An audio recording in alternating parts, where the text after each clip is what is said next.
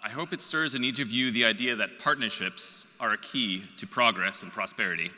As highlighted in Dan's speech, we have partnered successfully with the US government, foreign governments, electric cooperatives, utilities, and Ministry of Energy, but most importantly with you, our cooperative family here today. I think alone, perhaps we could have done a few quick projects, ticked a few boxes, but I think our legacy shows that together we've been able to do a lot more. Look at our own US cooperative history and how the electric cooperatives grew from just a few examples in a few states to over 900 electric cooperatives today spread throughout the country. In addition, we as NRECA International took this same idea and went far in Bangladesh and the Philippines, developing complex electric cooperative networks that serve hundreds of millions of consumers today. This is the power of partnerships as a key to unlocking potential, not only in the electric cooperatives themselves, but in the people and the resources that they benefit from. This takes us to our topic today, a specific purpose for our partnerships, something we refer to as productive uses of electricity. What are productive uses of electricity, you might ask? This is probably not a word you're using every day in your lives, but maybe by show of hands, has anyone here taken out a business loan? Aha, a few. I would ask, what would that business loan be for? Perhaps it was to buy a property, or perhaps it was to buy some equipment. Perhaps that equipment required electricity as an input. Maybe it was an oven for a bakery. In essence, this is what productive uses of electricity are. It's our shorthand, essentially, for a small loan for the purchase of electric equipment with the goal of generating revenue and income for that person who took out the loan. Dan highlighted in his speech the potential of electrifying irrigation and how impactful it was in Bangladesh. That same principle of productive use of electricity we are applying throughout different markets in different countries, looking at electrifying cold storage for the preservation of food, looking at electrifying producing wood and wood products, in addition to many other uses. We view productive uses of electricity as a key ingredient to our partnerships and our pathway for our future projects. This will allow electric cooperatives we work with and electric utilities worldwide to engage in their consumers to increase demand in their use of and sales of electricity, while also increasing revenue back to the consumer, who then can afford to pay back their electricity bill. Importantly, it links capital to small businesses to utilize electricity to generate revenues. But below all of this is, of course, the partnerships. The partnership between the cooperative and the consumer. The partnership between that consumer and the agency that provides it credit. And of course, our partnership as NRECA International, partnering with these communities to not only improve their access to electricity, but also to improve their usage and generation of revenue. We at NRECA International have been a pioneer in this space. We have implemented productive use of electricity in almost all of the cooperative programs we develop. Our end goal is aiming to increase the involvement in future projects as we go forward.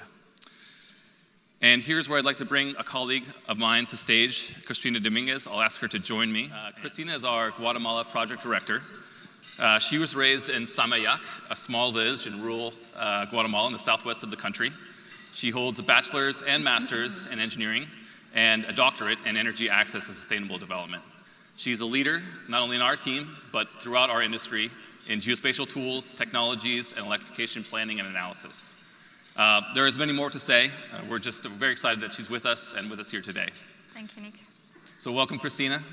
As a first question, let's go a bit more into your background. You grew up in a small town in Guatemala.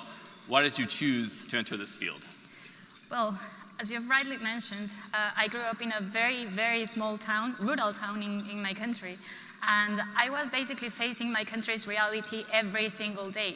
So I knew different cases of extreme poverty. I knew what lacking access to opportunities, lacking access to infrastructure mean. Mm-hmm.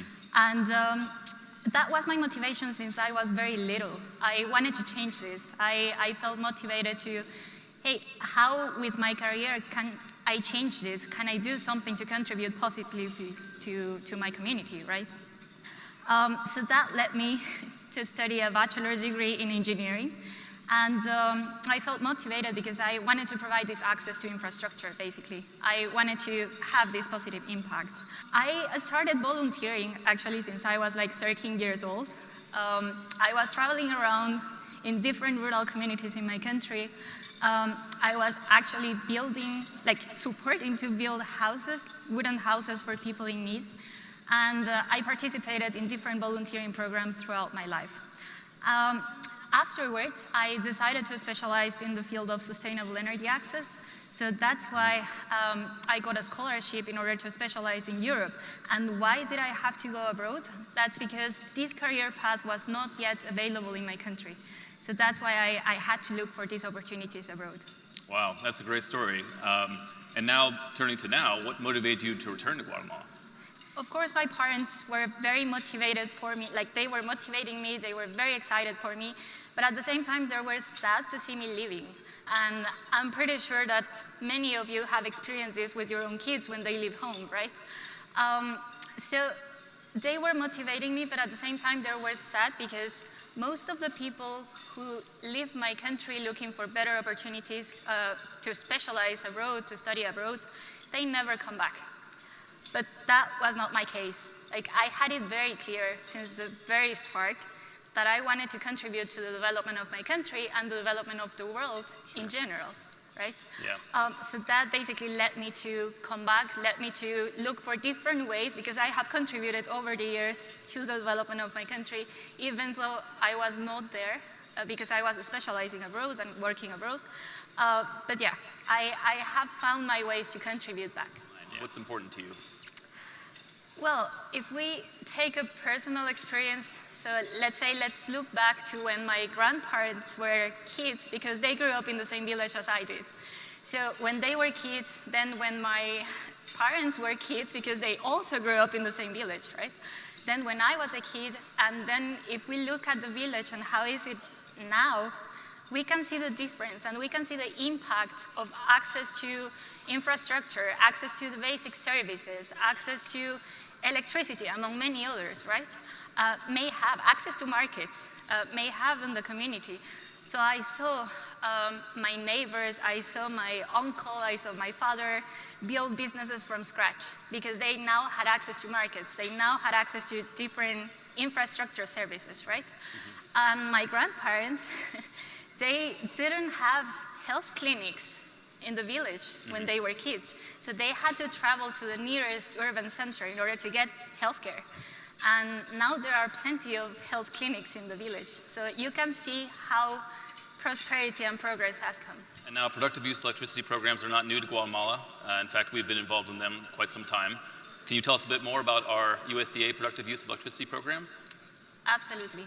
So, as you've rightly mentioned, NRECA International has been designing and implementing different productive uses of electricity programs along the years, and one of the most relevant ones is the USDA's Electricity for Progress Trust Fund. So, this program was implemented in the early 2000s until 2016. And what this program was about is basically to provide this access to finance to rural communities that didn't have access to power their productive services, basically, so their economic activities. And there were over 100 beneficiaries that received this fund.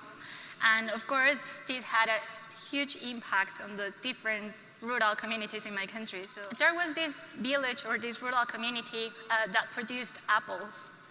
And the challenge that they had was that the harvest season for apples in my country did not necessarily match the market demand. So half of their products will just go to waste. And of course, this is a challenge, especially because they are also facing food security challenges, right? So the fund helped them to install a cold room for the community so they could store their apples and they could sell them in where the market needed it. So that's just one of the examples. There is another example of a rural village that got electrified actually through the fund. Oh, great. And this rural village, well, the main economic activity of this rural village was to produce these handicraft wooden products and textile products that were mainly produced by groups of indigenous women. And what they did with this fund was to finance new sewing machines, to finance woodcutters. So of course, this boosted their economic activities. They boosted their income generation activities. Let's take the conversation to today and to the future. What plans can you share that we have for productive use of electricity in Guatemala going forward? Well, I think, first of all, I would like to personally acknowledge the amazing, great, valuable, and important work that all of our volunteers from every single co-op present here has ever done in contributing to electrification projects, not only in my country, but also beyond. I cannot stress enough the impact that you have had in people's lives. And I'm pretty sure that you have witnessed this with your own eyes. So please join me with a round of applause for all of our volunteers.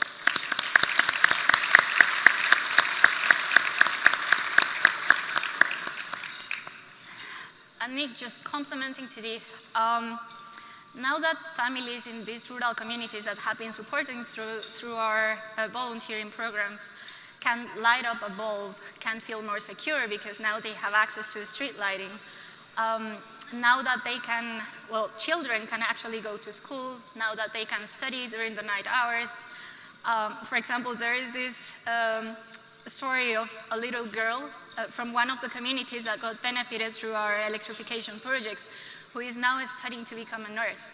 So there are different impactful stories like this that really motivate us and that makes us think on what else can we do in order to continue to provide this continuity to our different programs, right? Mm-hmm. And one way of doing that is to couple electrification projects with different programs. One of the things that I have learned as well during my years of experience in the energy access field is that technology alone does not necessarily bring progress.